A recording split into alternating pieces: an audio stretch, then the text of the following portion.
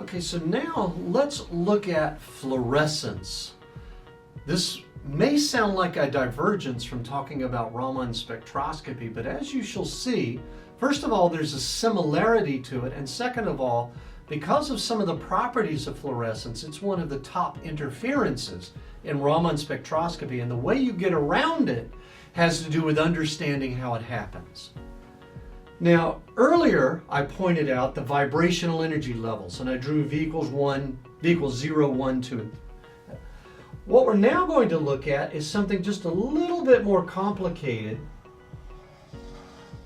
We're going to look at, this is energy going up here, E, and this is going to be the ground electronic state.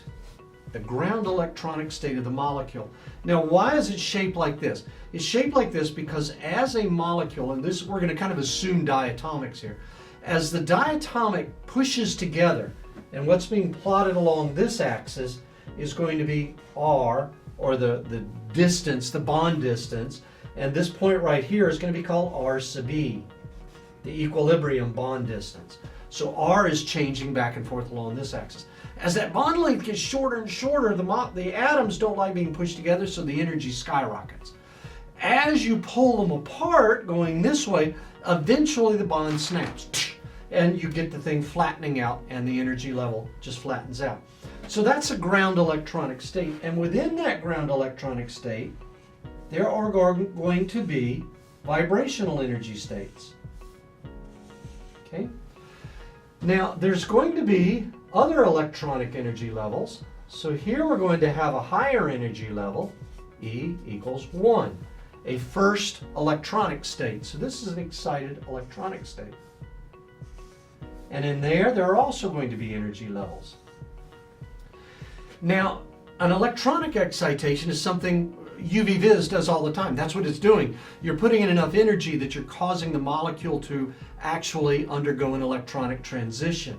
Okay, so now what we're going to do is we're going to take our source, whatever it may be, and we're going to strike the molecule with the energy, and it's actually going to go up and cause an absorption of an electronic energy. Remember, we're talking fluorescence here.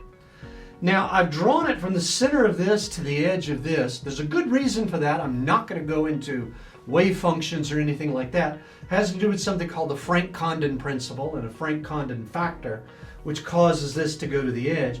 But what happens is the molecule absorbs this photon and then immediately bursts into vibrational excitation. It begins to vibrate, and as it does, it kind of falls down inside this energy level until it reaches the ground vibrational state in this excited electronic state.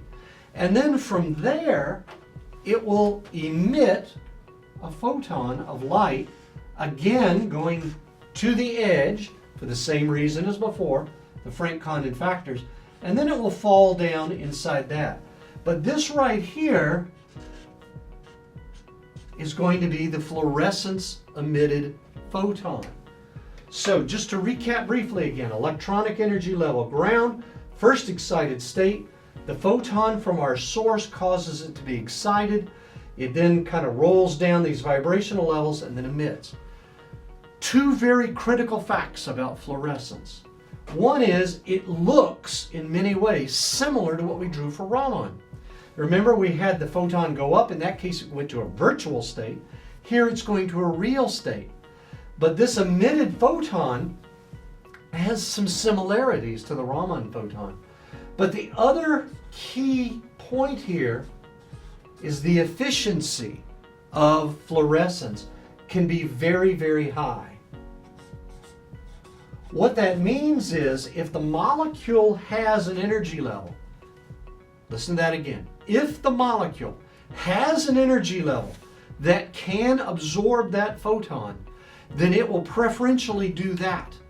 It will absorb that photon and then fall down via fluorescence. And this efficiency can be enormously high. 1 out of 100 photons or 1 out of 10. When we were looking at the Raman, remember it went to a virtual state. That is 1 out of 10 to the 4th, 10 to the 8th photons. So you need a lot of photons. It's very inefficient. Fluorescence is very efficient. That's the problem. If a molecule can fluoresce, it will. And if it fluoresces, that's going to be a lot stronger than the Raman signal. So the question becomes now, if in the presence of fluorescence, in the presence of a molecule that is highly colored, if that molecule is highly colored, then it's going to absorb. You try taking the Raman spectrum of fluorescein with a 532 excitation laser, and fluorescein's going to eat you, because the fluorescein is just going to glow. It's going to fill the whole room with fluorescence. You're not going to see the Raman. So how do you go about getting the spectrum of that molecule? How do you go about getting the spectrum of molecules that fluoresce? The Raman spectrum, that is. The fluorescence people would say Raman's a problem because they see Raman bands and they don't want to. But in the Raman system, if the molecule fluoresces, we have to figure out one of several ways to get around it. Now, there are several things we can do. We'll talk about those as we go on. But just to kind of give you a preview, one thing you can do is try and burn out the electric level, the electronic transition. You hit it with enough photons that you bleach it. It's called photo bleaching. You bleach out the electronic excitation. That obviously comes with some risk. It also comes with the probability that you're changing the molecule as you do this. Okay? What we'll see is there are other sneaky ways to get around fluorescence, and that's what we'll begin to look at in the next couple of videos.